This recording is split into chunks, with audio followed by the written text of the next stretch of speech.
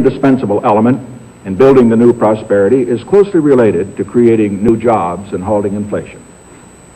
We must protect the position of the American dollar as a pillar of monetary stability around the world. In the past 7 years, there's been an average of one international monetary crisis every year. Now, who gains from these crises? Not the working man, not the investor, not the real producers of wealth. The gainers are the international money speculators. Because they thrive on crises, they help to create them. In recent weeks, the speculators have been waging an all-out war on the American dollar. The strength of a nation's currency is based on the strength of that nation's economy. And the American economy is by far the strongest in the world.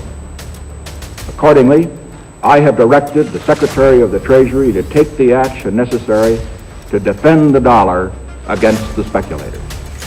I have directed Secretary Connally to suspend temporarily the convertibility of the dollar into gold or other reserve assets, except in amounts and conditions determined to be in the interest of monetary stability and in the best interest of the United States.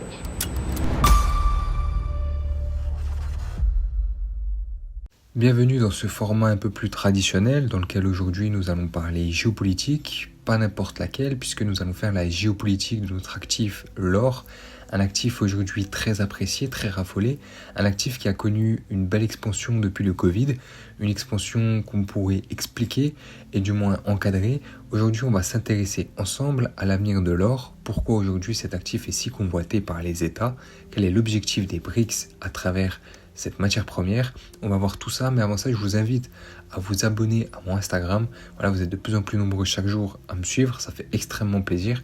Dessus, je fais un peu des rajouts sur les vidéos, vous pouvez voir autour, voilà, l'économie centralisée, décentralisée, les actualités où je partage en temps et en heure les actus qui sortent, les faits divers et les choses qui peuvent vous aider, vous, à mieux comprendre l'économie. Je fais des petites remarques aussi, voilà, sur ce qu'on peut voir sur les réseaux en partageant des réels qui sont pas toujours très très vrais. Donc voilà, j'essaye un peu de mettre une vérité sur certaines choses qu'on peut voir partout autour de nous. Donc n'hésitez pas à aller me follow, voilà, ça vous prend 30 secondes, c'est gratuit. Et n'hésitez pas surtout à suivre les stories, c'est là où il y aura le plus de choses pertinentes. Revenons donc à notre sujet qui est l'or, avec un sommaire qui est tout aussi classique, puisque nous allons simplement nous intéresser à l'or avant ces fameux accords, pendant et surtout après, puisque c'est là où nous nous plaçons nous de façon temporelle. Et qu'est-ce qui est à venir pour l'or? Est-ce qu'on va réitérer ces mêmes accords, puisque les BRICS, dans l'idée, avec leur monnaie qui est indexée directement au cours de l'or, c'est l'équivalent de Bretton Woods, c'est à peu près ce qu'ils essayent de faire. Le fait qu'on l'ait fait dans le passé et qu'on essaye de le refaire maintenant, est-ce que ça va encore fonctionner? Ou est-ce que maintenant qu'on connaît la carotte, on n'a plus trop envie de jouer? C'est ce qu'on va voir dans cette vidéo. Démarrons sans plus tarder l'histoire sur l'or avec un personnage très atypique. Je pense que vous connaissez tous l'expression je suis pas Crésus ou voilà, riche comme Crésus. Ces expressions, eh bien, c'était simplement dû au fait que ce monsieur, qui était le dernier roi de Lydie, avait une exploitation minière d'or colossale dans son royaume. Et on peut dire que c'était tellement colossal qu'il était le premier milliardaire connu. Voilà, donc c'est peut-être la première personne sur Terre qui a eu ce titre de milliardaire. Pourquoi je vous parle de Crésus et pourquoi on est revenu autant dans le temps? Moi, c'était deux choses que je voulais vraiment aborder avec vous à travers ce point-là. C'est que l'or, avant d'être un risque asset aujourd'hui, d'être une valeur refuge, c'était une monnaie d'échange. On cherchait à commercer avec de l'or. On ne le stockait pas, on ne le gardait pas précieusement.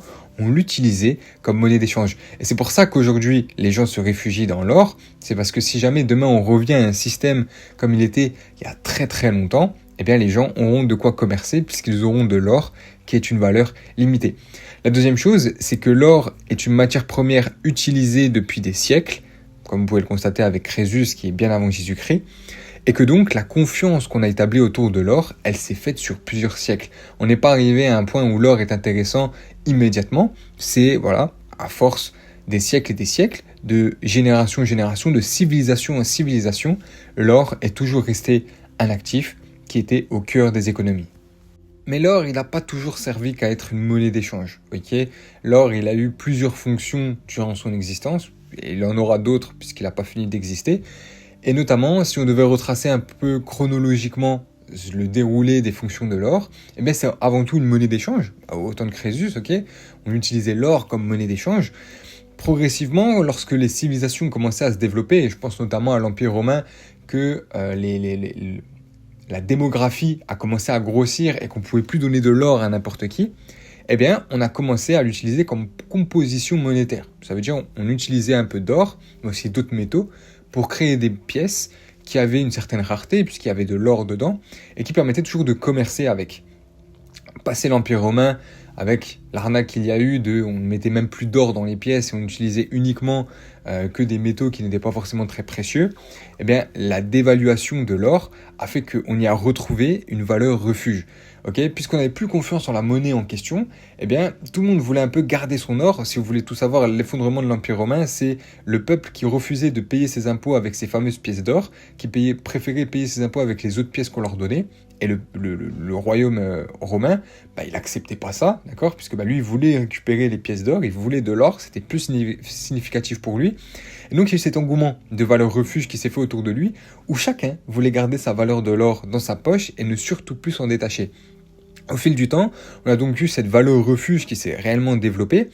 Et puis, par la suite, lorsque ça s'est un peu canalisé, on est retourné à l'étalon de valeur, quand on a eu la première sortie des vraies monnaies fiduciaires, avec les billets de banque, ce genre de choses, jusqu'à arriver après 1970 à un risk asset.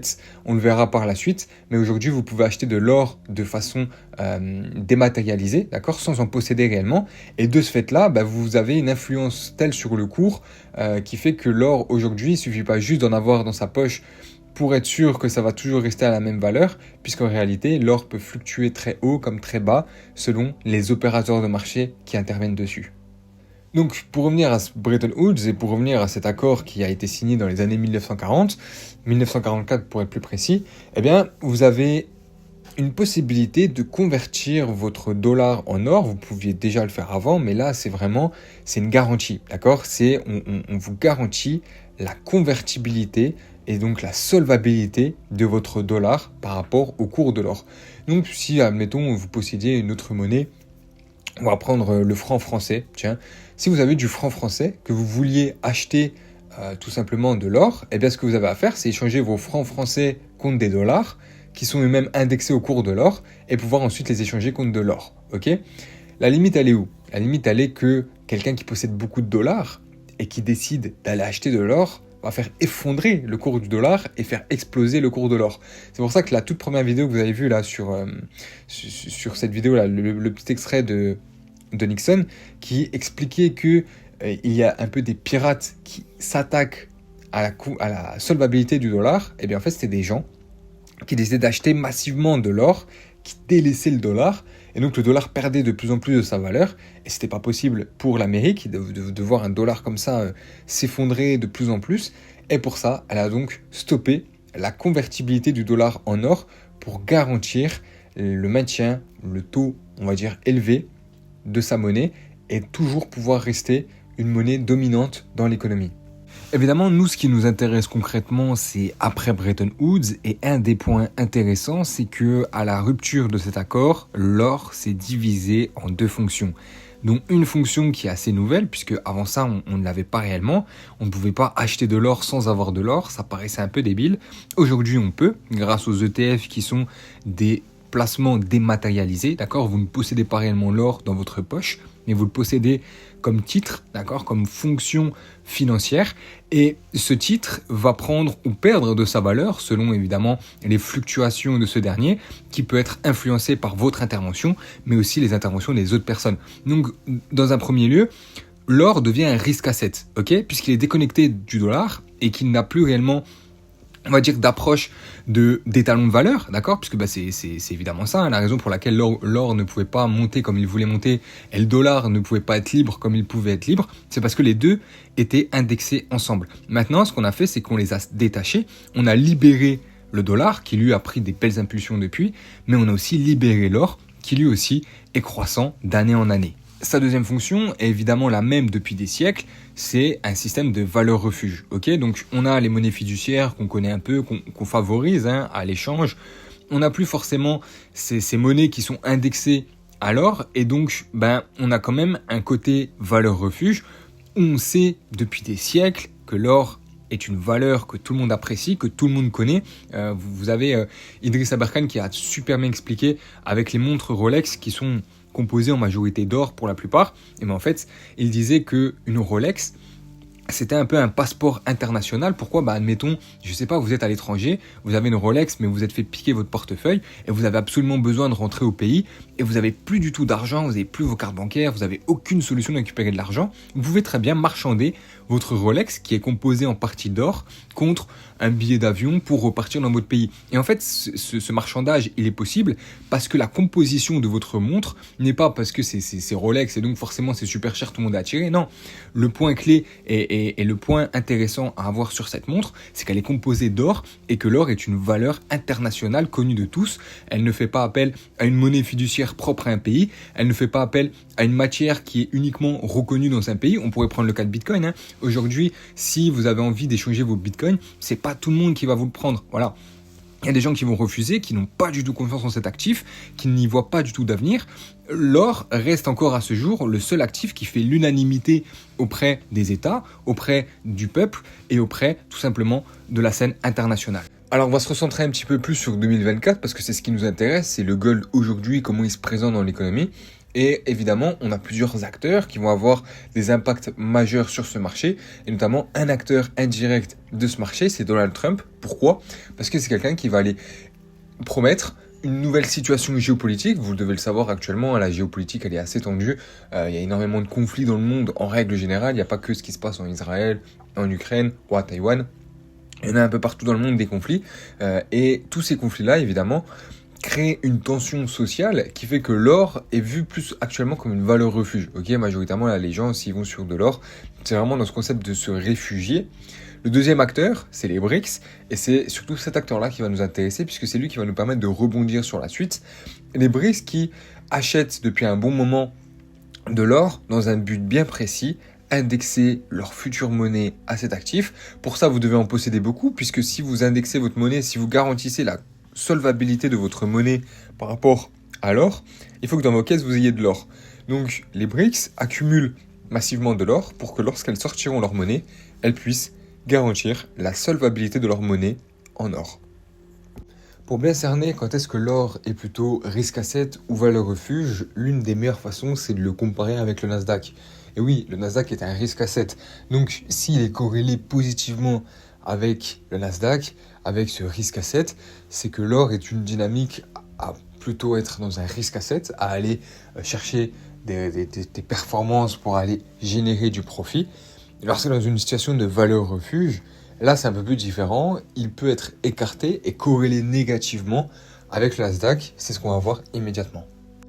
Au-dessus, c'est la charte du Nasdaq, comparée en bas à la charte de l'or. On est au tout début de cette charte, au 5 novembre 2024. Donald Trump va être annoncé comme nouveau président des États-Unis.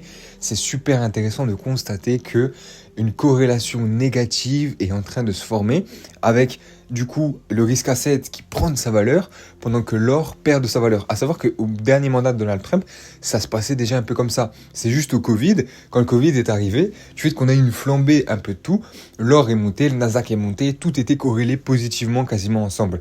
Aujourd'hui, on retrouve de nouveau une déconnexion dans l'économie et ce point-là, il est très important. Pourquoi ? Parce qu'il nous annonce déjà, premièrement, une potentielle crise en approche. Voilà, moi je vois un or qui devrait extrêmement monter.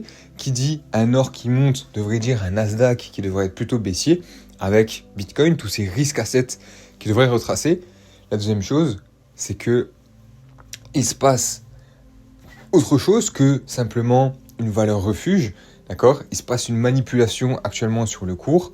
Cette manipulation, elle est due à quoi ? Elle est due à l'arrivée des BRICS qui vont potentiellement, et c'est même quasiment sûr, indexer leur monnaie à cet actif. Pour appuyer mes propos, je vous ai mis la charte durant l'année 2023 du gold et du Nasdaq. Vous pouvez vous rendre compte qu'il y a une très belle corrélation positive qui se fait entre les deux. Quand l'un retrace, l'autre suit quasiment dans la foulée. Et quand l'autre monte, l'autre suit quasiment dans la foulée. Ces corrélations, elles sont importantes. Pourquoi ? Parce qu'elles permettent que vous puissiez encadrer l'économie. Et c'est le point le plus important. C'est qui dit une corrélation qui est différente, dit des enjeux et des impacts qui vont être différents sur le marché. Et de là, ça prend toute une autre forme, parce que avant, on avait l'habitude d'avoir un gold qui était plutôt haussier quand le Nasdaq était haussier. Donc, on avait une situation de risque-asset. C'était ça l'objectif, c'est de créer du bénéfice, de créer du rendement, de créer du profit. Là, c'est un objectif qui est un peu plus différent, puisqu'en fait, quand l'or est en train de monter, le Nasdaq est en train de baisser, comme si l'or est en train de préparer, d'accumuler une certaine quantité d'ordre qui lui permettrait d'être plutôt haussier par rapport à plutôt un système de valeur refuge. Voilà, tensions géopolitiques, on les voit un peu comme elles sont aujourd'hui, c'est assez compliqué.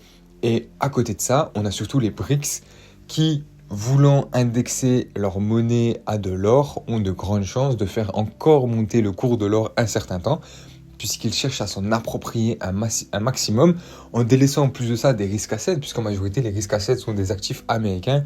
Je pense notamment au Nasdaq, S&P 500, IBIT aujourd'hui qui est indexé au cours de Bitcoin. On a IBIT aussi qui est très intéressant et qui est un actif américain. Enfin bref, tout ce qui concerne un peu ce rendement, cette performance, cette plus-value, elle est assez associée aux Américains. Ça tombe bien, les BRICS, c'est l'anti-Amérique. Et une des choses qui, eux, les intéressent, c'est l'or, pour pouvoir indexer leur monnaie à ce cours.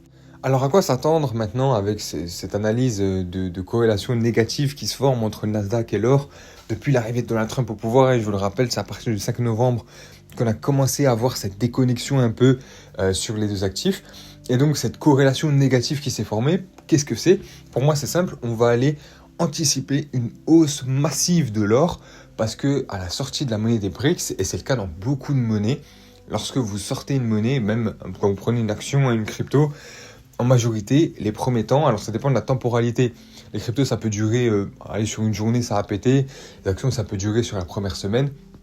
Une monnaie, souvent, on parle en années, parce que c'est l'instance publique, c'est tenu par des grandes personnes. Et donc, moi, ce que je vois, c'est qu'à la sortie des BRICS, qui vont indexer leur monnaie à l'or, donc ça veut dire quand l'une est haussière, l'autre est baissière, corrélation négative, eh bien, je vois les 5 premières années, une monnaie des BRICS qui devrait être de plus en plus croissante, comme on a eu l'euro quand il est sorti, de 2002 à 2008, l'euro était très croissant, le dollar aussi quand il est sorti, voilà, et était plutôt haussier, parce que c'est le départ, c'est le mouvement premier, c'est l'arrivée de l'actif dans l'idée. Donc tous les précurseurs sont un peu là pour essayer de faire monter le cours. Les instances publiques sont très présentes aussi, surtout voilà, la monnaie des BRICS, elle est extrêmement attendue, on fait que d'en parler. Donc cette arrivée de monnaie des BRICS, qui va permettre une hausse de sa monnaie pendant peut-être les 4-5 premières années, devrait décroître l'or pendant les 4-5 premières années, puisqu'ils seront corrélés négativement de par le fait que les BRICS ont indexé leur monnaie à l'or, et que donc, pour garantir la solvabilité de leur monnaie, et bien lorsque le cours de leur monnaie augmente, le cours de l'or, lui, diminue. C'est donc un actif assez baissier que je vois bien plus tard pour le gold, et pour ça, pour avoir ce retracement sur plusieurs années, vous vous en doutez, il faut que l'or aille chercher de la liquidité en l'air, il faut qu'il monte une bonne fois pour toutes, pour stabiliser un certain niveau, et qu'il puisse progressivement retracer ces 5 prochaines années, sans perdre énormément de valeur non plus. Alors évidemment, tout ça n'est que théorie et spéculation, néanmoins c'est ce qui paraît le plus plausible. Quand on voit premièrement la tension géopolitique mondiale, voilà, on a l'impression, on rentre vraiment dans ce côté conflit, dans ce côté bataille, et que donc l'or aurait plus de chances d'être accéléré à la hausse aujourd'hui plutôt que demain. Et c'est surtout l'image d'après. On va pas être tout le temps dans cette image de chaos. On va arriver au bout d'un moment à une finalité. Cette finalité mènera les investisseurs à se détacher progressivement de l'or. Souvenez-vous, l'arrivée de Donald Trump fait qu'aujourd'hui on a une corrélation négative entre le Nasdaq et l'or. C'est-à-dire que les risques assets, quand ils sont haussiers, l'or est plutôt baissier. Ce qui fait que l'or reprend sa valeur refuge, parce que c'est concrètement ça, quand il est corrélé négativement, c'est qu'il prend plus une place de valeur refuge que de risque asset. Et que donc, certes, pour le moment, il risque d'être plutôt croissant parce qu'on a une tension géopolitique qui est telle que ça nous motive à plutôt acheter de l'or et à délaisser les risques assets, les actions, etc. Néanmoins, quand tout ça se sera stabilisé, vous vous en doutez bien qu'on va délaisser l'or pour aller retourner sur les risques assets qui seront en plus de ça à des niveaux qui sont très intéressants pour les investisseurs et qui chercheront de nouveau à aller risquer leur argent, réinvestir leur argent et sortir des valeurs refuges. Je me permets de faire une petite parenthèse pour vous solliciter pour mon groupe privé. Si jamais vous êtes intéressé par l'investissement long terme, comme ce style-là, voilà, sur l'or par exemple. Pour rappel, nous on avait acheté l'or fin avril, on l'avait revendu là récemment, un peu avant la fin novembre, qui est ce premier gros retracement sur le gold. on a pu sortir. On compte le racheter en 2025, ainsi que d'autres actifs sur lesquels là on est déjà un peu placé. On se placera aussi au fur et à mesure sur d'autres actifs. Enfin voilà, c'est tout ce côté un peu pratique, parce qu'en fait pour moi voilà, YouTube, Instagram c'est de la théorie, je vous donne des informations mais je vous dis pas forcément d'agir sur tel endroit. Mais par exemple l'euro, quand je vous avais fait la vidéo sur l'euro, la chose la plus maligne à faire, c'était d'échanger vos euros contre des dollars pour profiter voilà, de cette dévaluation de l'euro qui allait arriver par la suite. Donc toutes ces actions à faire, etc., tout est fait dans le groupe privé. Donc n'hésitez pas à m'envoyer un petit message sur Instagram si ça vous intéresse, ce côté investissement. Alors on est loin du x10 de la crypto-monnaie, mais au moins c'est des placements qui sont quand même un peu plus sûrs. Et si vous avez un vrai portefeuille, une vraie épargne, que vous souhaitez la faire travailler intelligemment et correctement, sans jouer au casino et espérer que vous fassiez une grosse performance, n'hésitez pas à m'envoyer un message sur Instagram, parce que c'est exactement le type de contenu que je partage. Voilà, moi je suis quelqu'un qui est très dans la rationalité, dans la finance traditionnelle telle qu'elle est. Et donc ces actifs comme l'or, l'obligataire, le Nasdaq éventuellement, on a aussi certaines matières premières, ça dépend lesquelles, mais tous ces actifs qui sont quand même centralisés et qui restent quand même assez dépendants de l'économie traditionnelle, et bien c'est des actifs que moi je raffole et que dessus je vais aller spéculer de façon long terme pour aller récupérer une plus-value qui est quasiment entre guillemets sûre par rapport à toute une fondamentale qui est quand même assez solide, et aussi un technique pour s'y rajouter. On peut donc fermer cette parenthèse et reprenons un peu en 360 tout ce qu'on a vu dans cette vidéo pour mieux comprendre la place de l'or aujourd'hui dans l'économie. On a cette corrélation positive avec le Nasdaq qui vient de se stopper, qui était présente depuis le Covid, qui commence petit à petit à s'estomper. Donc les deux prennent des chemins qui sont aujourd'hui différents, qui passent en corrélation négative. Cela veut dire que le rôle de l'or aujourd'hui dans l'économie n'est plus un risque asset, comme on avait connu en 2020. On avait tous ces actifs qui faisaient que de monter ensemble. On a plutôt retrouvé un peu ce système de valeur refuge qui est animé par une géopolitique qui est assez tendue et qui découlera à l'avenir par une indexation de la monnaie des BRICS sur cet actif. Donc pas mal de choses à prendre en compte. Néanmoins, une des choses clés à vraiment voir aujourd'hui, c'est cette corrélation négative qui se fait. Si vous êtes actuellement en train de trader le Nasdaq, vous avez l'habitude des fois d'aller sur l'or, pensez, c'est un setup en plus pour vous, parce qu'au final, voilà, si vous êtes plutôt acheteur du Nasdaq, allez voir l'or. Si l'or est plutôt vendeur, c'est que votre setup acheteur commence à se renforcer, c'est que vous êtes dans une bonne vision.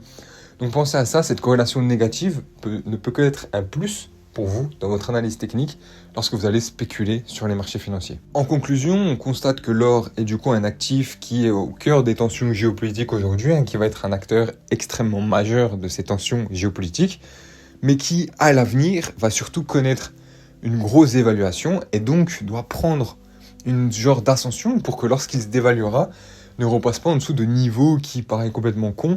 Un exemple tout bête, une once d'or qui reviendrait à 1500 $, pour moi c'est presque inimaginable. Si retracement il doit y avoir sur plusieurs années par rapport à cette monnaie qui va être indexée sur le cours de l'or des BRICS, on devrait avoir une once d'or qui devrait refrôler au maximum les 2000 $. Donc moi je vois bien vraiment une grosse ascension, une grosse prise de liquidité par le haut de l'or, animée encore une fois par ces phénomènes géopolitiques qui sont très tendus. Pour rappel, il y a la guerre vraiment partout sur Terre. On pourrait limite classer ça, quand tout sera fini, vraiment comme une troisième guerre mondiale, même si elle n'a pas fait autant de dégâts que les deux dernières. Elle reste dans une situation où tout le monde est en guerre. Il y a une guerre mondiale aujourd'hui dans le monde entier qui s'exerce. Et cette guerre, évidemment, elle permet à l'or d'avoir une justification de progression. Mais cette justification de progression est relative, parce que la guerre est relative. Elle ne reste pas tout le temps guerre. Au bout d'un moment, il y a la paix. Et de cette paix naîtra des nouveaux contrats, des nouvelles situations économiques auxquelles l'or devra de nouveau s'adapter et se transformer soit en risque asset, ou soit continuer à être valeur refuge. S'il continue à être valeur refuge et que les BRICS sortent leur monnaie, il y a de grandes chances que le marché se mette à retracer. En tout cas, merci d'avoir regardé cette vidéo. Je vous rappelle que vous pouvez aller vous abonner à mon Instagram pour plus de contenu, un peu des extras supplémentaires à tout ça, dans lequel voilà, je détaille encore plus les choses, parce que voilà, malheureusement, dans une vidéo YouTube, c'est pas que je peux pas tout dire, simplement qu'il m'est compliqué de vous garder tous attentionnés à ce moment-là. Voilà, je pense qu'il y a beaucoup d'informations déjà qui sortent dans une seule vidéo. J'évite de trop en donner pour que vous en gardiez un maximum dans votre tête. Et moi, si vous voulez compléter, me poser des questions, être un peu plus, on va dire, rigoureux dans l'apprentissage, vous avez mon Instagram qui est disponible, move-echo, comme le compte YouTube. Et en attendant, on se retrouve pour une prochaine vidéo. Encore merci pour votre temps et à la prochaine.